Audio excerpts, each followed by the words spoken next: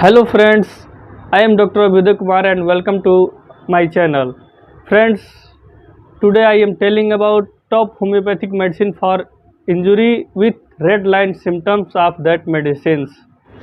The top medicine for injury are number 1 lacerated injury calendula, for cancelled injury arnica montana, for sprained injury rustux, for bone injury use symphytum, for nerve injury use Hypericum, for gland injury conium maculatum, and for punctured injury use ledum pal. For capillary injury best indicated hemamelis, for incised injury strepsigeria.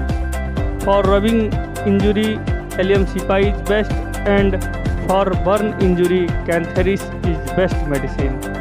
So friends, these are best medicine for injury with their red line symptoms.